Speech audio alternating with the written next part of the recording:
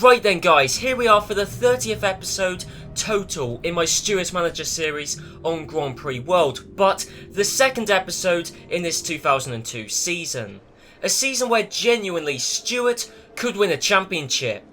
That may seem ambitious given how we're currently third in the Constructors' Championship, and worse than that, we're actually the fourth quickest team.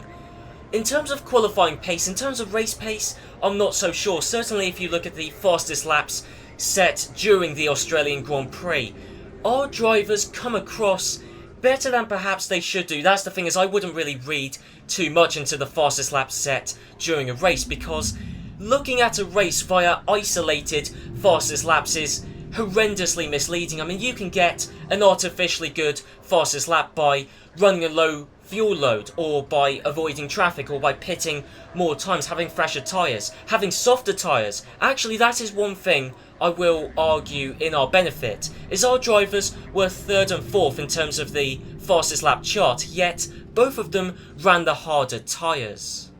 Realistically speaking, we're the fourth quickest team, and that's why we need to improve our car quickly, frequently and significantly if we want to end the season ahead of the teams that are currently quicker than us. The first of those is Tyrrell, and that's no surprise. Tyrrell, I expected them to be quick before the season started. Actually, before the Australian Grand Prix, the three teams I penned to be the top three teams this season were Stewart, Tyrrell and Benetton. Benetton have really let themselves down this season. It's no surprise that David Richards, after the Australian Grand Prix, was named the least effective or worst manager in F1. And actually on that topic, Jean Todt was named the best manager in F1. No surprise there. Ferrari, of course, one of the three teams that are currently quicker than us. To a certain extent, that is a surprise, because Ferrari, on paper, shouldn't be as quick as they are. It's still a complete and utter mystery, but last season they at least had Michael Schumacher. This season they don't, and they're still incredibly quick. Finally, Williams are the quickest team currently in Formula 1. Not that you would know that if you were to look at the Constructors' Championship, because Williams had a double DNF in the last race. They were the only team to have a double DNF. In fact, actually, only 4 drivers retired total from the entire race, and 2 of them, half of the retirees, were Williams drivers. Despite that, and I really do mean despite that, Williams are 8th in the FIA rankings. They're ahead of Jordan, Sauber and Prost.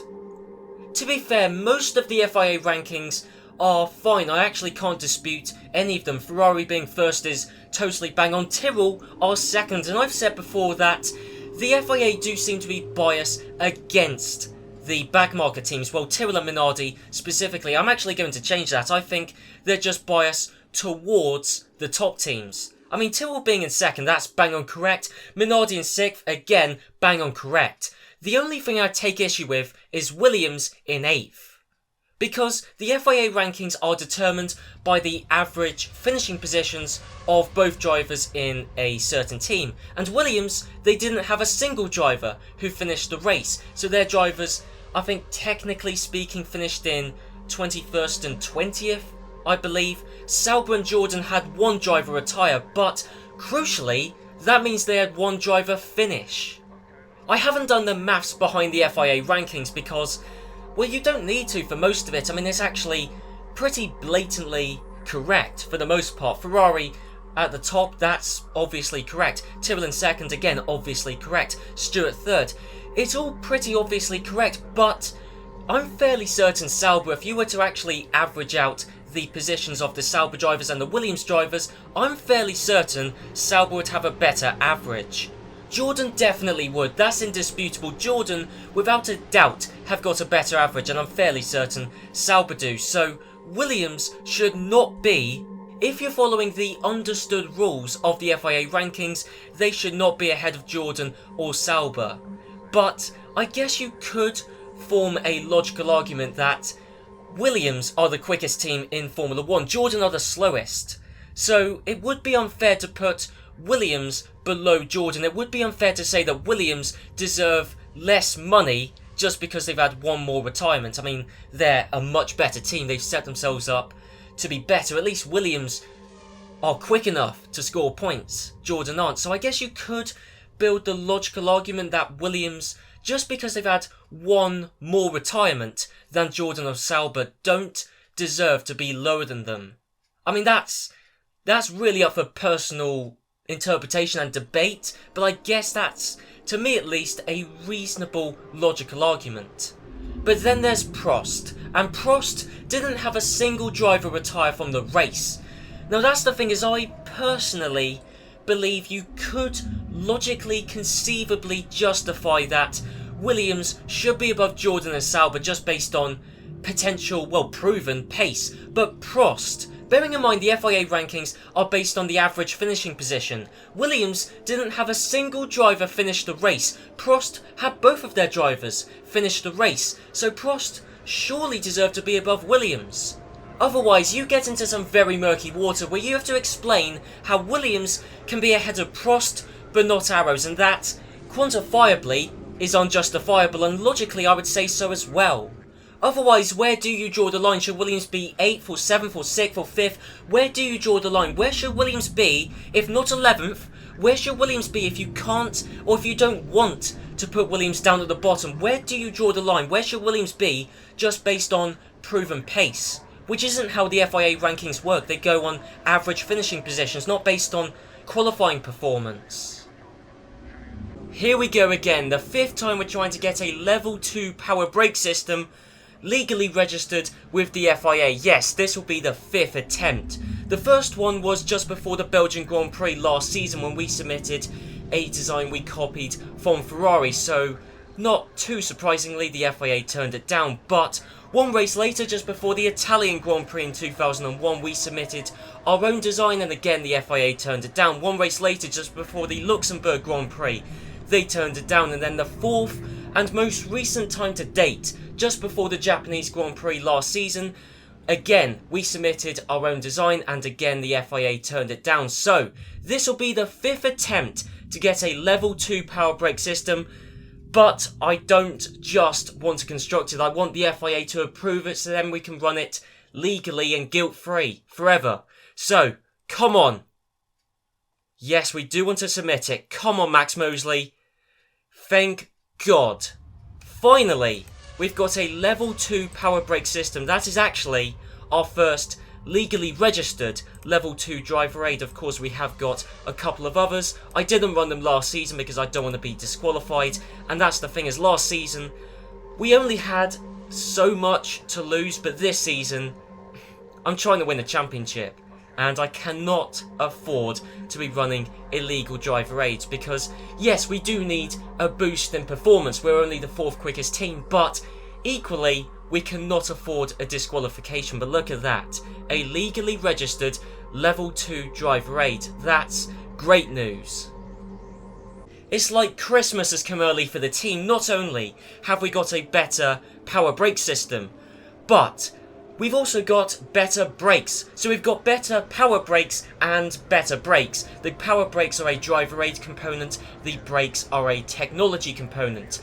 But we've improved the performance of our brakes up from 3 out of 5 to 4 out of 5. A very minor improvement. I mean, in terms of lap time, it's probably going to give us, I have no idea, probably less than half a tenth of a second, so tiny in isolation. But I do want to just say, actually, very quickly, we've kind of lucked out with our technology components. All of our technology components, as standard, are at the very least 3 out of 5 in both performance and reliability. We've got plenty of 4s, and our hydraulics, as standard, are 5 out of 5 in terms of performance. So this car with improved power brakes and brakes is going to stop on a dime, but it's going to go quicker in a straight line. Actually, I don't think that's strictly true, but as you can see, we've got the level 1 or the first model Mercedes-Benz engine, a generic XX model, but we've got a custom tuned ST for Stewart, a second model Mercedes-Benz engine, which is better in terms of rigidity, which means we're less likely to have rear wing failures. I don't think that was much of a risk, but with 4 out of 10 rigidity, that's, you're in the danger zone for rear wing failures. And if you've played a career mode on this game, if you've done a career mode with Williams or Benetton running the Mechachrome engines, you'll know that rear wing failures are entirely possible if you've got a engine with low rigidity, because it just shakes the car to bits. So 4 out of 10, we were in the danger zone, not anymore, but we've also improved the weight. So we've lessened the weight of the engine and by extension the entire car, and that's not even all we've done. We've also improved the Michelin tyres. So, well, there you go, there's the first model. This is what we ran only one race ago, and now that's okay. No, so I've messed up there. Right, that's what we ran one race ago. This is what we're running now. Look at that. That's... I think we just dumped all of our improvement points into grip. And that's the thing, because we've got a works deal with Mercedes-Benz and with Michelin, we can do testing and then gain points from that testing and then pour them into improving our engines and tyres. So as you can see, we've already improved the Mercedes-Benz engine and the Michelin tyres a lot, but as you can see right now, we've already assigned more improvement points to the Mercedes-Benz engine and to the Michelin tyres. So, we've already improved our engines and our tyres significantly in between the Australian and Brazilian Grand Prix, but we've also improved a technology component and a driver aid component. Now, the driver aid comes down to luck, because driver aid improvement, or the rate of improvement, that's very much at the whim of the FIA, but this rate of improvement, this cycle of improvements, this is what you should expect. A massive engine upgrade after every single race. A massive tyre upgrade after every single race. To the point where, at the very next race, we're going to have maxed out dry weather tyres. Once you factor in a technology upgrade as well, you really start to get an idea of just how quickly we can improve our car. And that's the thing is, as I said, a technology upgrade, one technology upgrade in isolation isn't going to do that much. I mean, you know, having slightly better brakes is not going to make us quicker than Tyrrell. But if you think about it, we're improving our engines and our tyres very quickly, plus we're improving technology components, plus driver aid components, and of course at certain points in the season we'll have an improved chassis to run. And that's the thing, is I don't think any team will be able to, well, certainly no team can outpace us in terms of development. There's certain teams that can match it. I would question whether Tyrrell have got the money, and of course, you know, the fuel aspect. You may be saying, well, you can't improve your fuel. Let's not forget, no team has got a works fuel deal, so no team can go out of their way to improve their fuel. So we're in the same boat as pretty much everyone else. In fact, actually, in terms of fuel, we really are in the same boat as Tyrrell, because Tyrrell also run AGIP fuel. Anyway, before we confirm the assembly, let's give Heinz-Harald Frentzen as well the improved engines and tyres and power brakes, confirm the assembly, and I am looking forward to this. A Brazilian Grand Prix where we're turning up with a significantly better car than the one we ran in the Australian Grand Prix. And the Australian Grand Prix in of itself was pretty successful. So I'm not expecting a race win, certainly not immediately. Come the end of the season, I really would hope for at least a few race wins. But if we can get a podium, that would be great.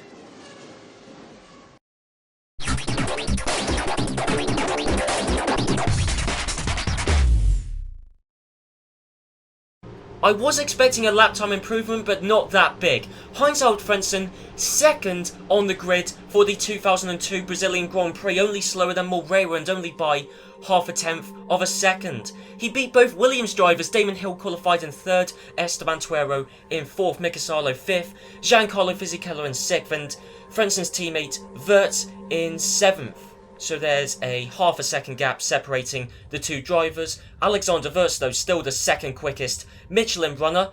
In fact, actually, Michael Schumacher beating Andrea Montemini in the other Tyrrell. Then you've got Takaki, fair play to Takaki, beating both McLaren drivers, and actually Pierre Rainbow beating David Coulthard. Says a lot. Says a lot. Well, actually, I don't know, does it say a lot about how good Rainbow is or how bad Coulthard is? It's certainly surprising, and a 2/10 gap as well, which in this game is quite big.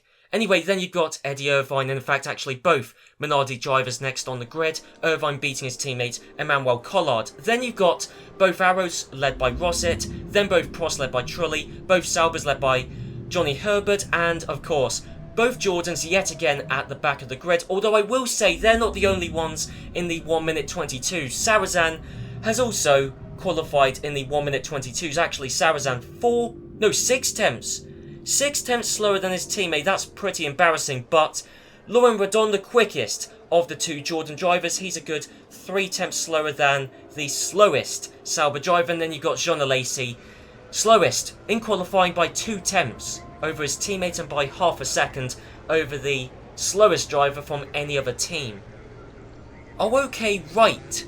It's a light rain race for the 2002 Brazilian Grand Prix. That's not ideal, only because, well, firstly, I don't think Frentzen or Wirtz are wet weather specialists. None of them are bad. They're both okay in the rain. It's not like back when we had Tor Takaki in the team. He was useless in the rain, but it is annoying only because, yeah, sure, I've poured lots of improvement points into the Michelin tyres, but that was into the dry compound tyres, not into the intermediates.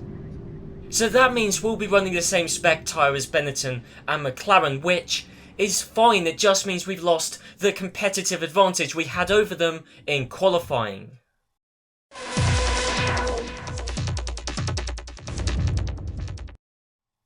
Oh, that is very good indeed.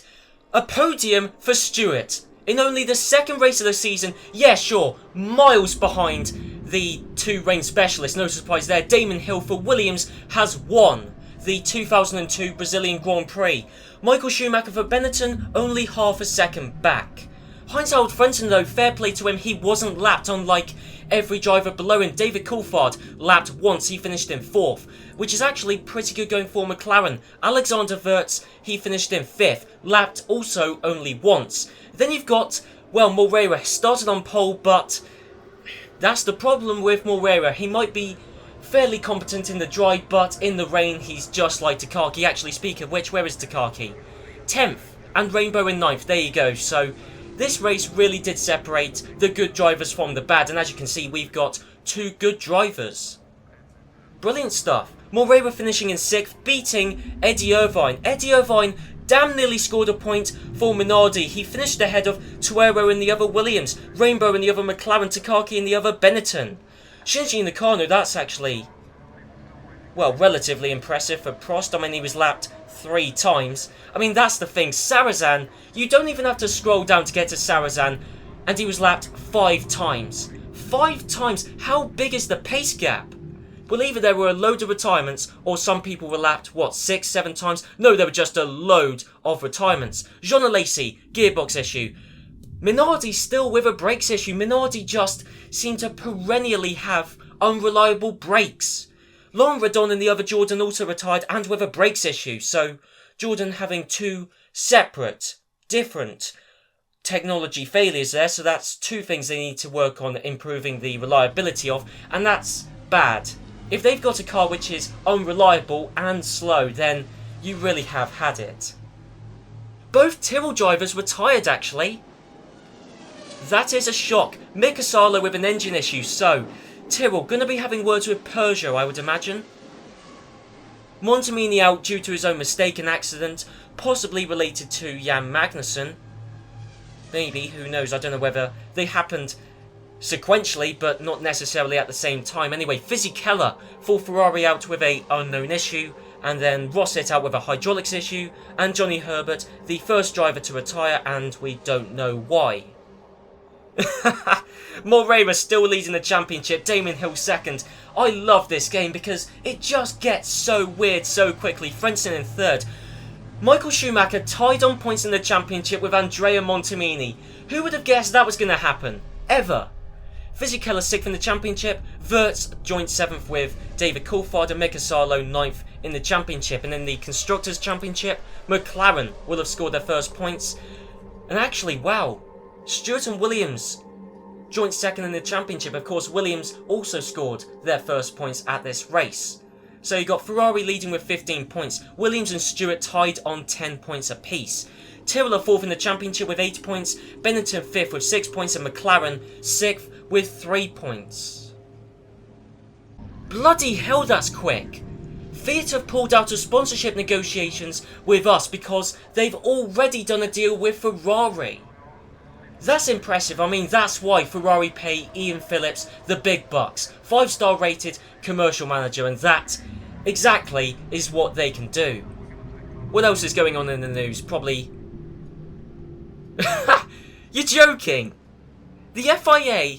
Who is suggesting that the FIA is favouritist towards us? That's... Okay, they approved our driver aid, so what? Actually, fair play, we are top of the FIA rankings, but... That's deserved, isn't it?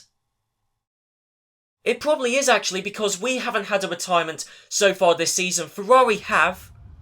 McLaren we've beaten. Benetton have had a retirement. Williams, of course, have had. Yeah, we probably are first in the FIA rankings. Legitimately, I know I spent the first part of this video ranting about... Well, ranting's probably a bit too strong, but you know...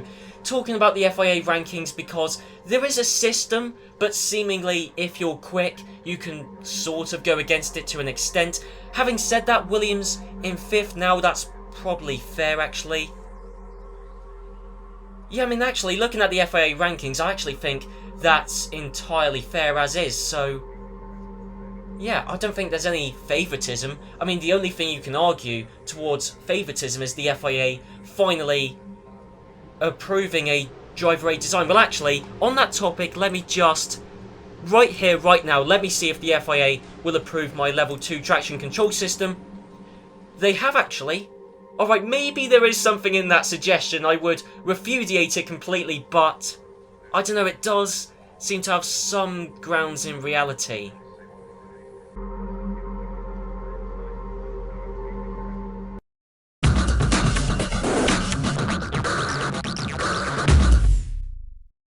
Goodyear tyres seem to be the way to go, but we are still the quickest Michelin team. But the top 3 are all Goodyear runners. Moreira leading Fisichella, it's an all Ferrari front row for the race. Damon Hill in 3rd, and then you've got Wirtz, Montemini, Sarlo, Heinz Frentzen in 7th, beating the other Williams driver of Esteban Tuero. Then you've got the other Michelin runners, led by David Coulthard, then Michael Schumacher, then Takaki, then Pierre Rainbow, which is more how I would expect actually.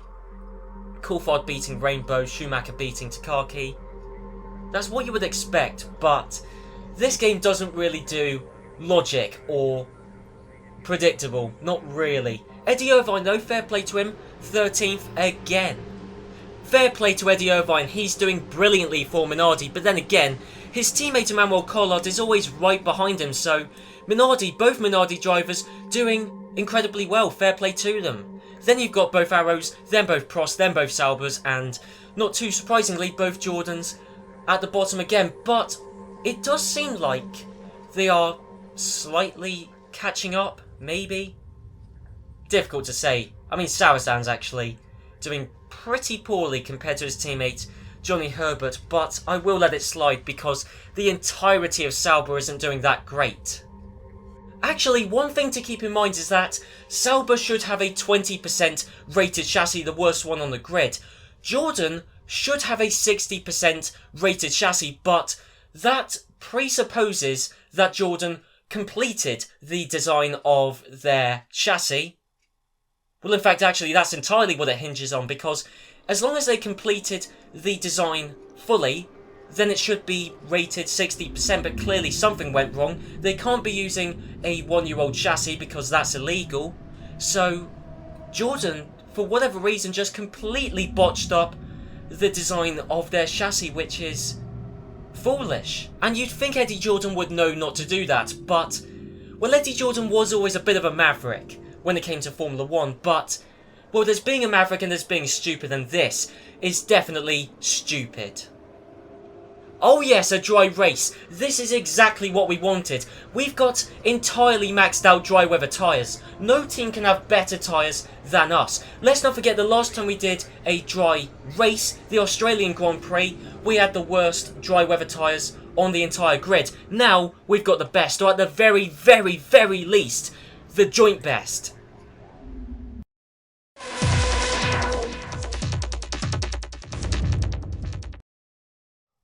Okay, that's actually fairly good. third and fourth. I was hoping for something slightly better, because when I saw the game had, you know, when there's a delay between clicking the tick to move on to the race results, and, well, when there's a delay, you know it's going to play an animation, and that means you're on the podium. So I was kind of hoping for something a bit better, but Ferrari first and second, Stewart third and fourth. Heinz-Harald Frentzen only finished 8/10 behind Fisichella. So Celso Moreira has got another race win under his belt. Anyway, a Ferrari 1-2 leading a Stewart 3-4. Frentzen beating Wirtz, but both of our drivers only separated by 10 seconds, and they beat the next quickest driver, which was Andrea Montemini. I was doubting his race pace, but I mean, quicker than both. Williams, I don't know how he would have stacked up compared to his teammate, because his teammate presumably retired, but even still, Montemini 25 seconds, just under 25 seconds behind Alexander Wirtz, but he beat Tuero, yeah, sure, by the tiniest of margins, but he beat Esteban Tuero, he beat Damon Hill, David Coulthard in 8th. I mean, that's a decent result, but no points. He beat Takaki, Rainbow down in 10th.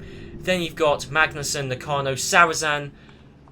There were quite a few retirements, by the looks of it, unless, yeah, again, a lot of retirements. Teams seem to have lost their reliability. Well, let's have a look. Tyrrell with an engine failure. That's Tyrrell, again, they're going to be having words with Peugeot, but Tyrrell could have avoided this.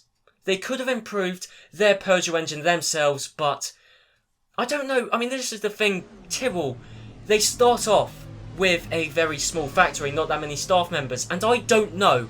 Well, there's lots of things I don't know about Tyrrell. I don't know how rich they are. I don't know how big their factory is. I don't know how many staff members they've got. I don't know how good their staff morale is. So, yes, they can conceivably improve their Peugeot engine, but they might annoyingly be in a not too dissimilar position to where we were in 1998. You've got the means, you've got the ability to improve your engine, but not really the financial capability or the number of staff to be able to do it.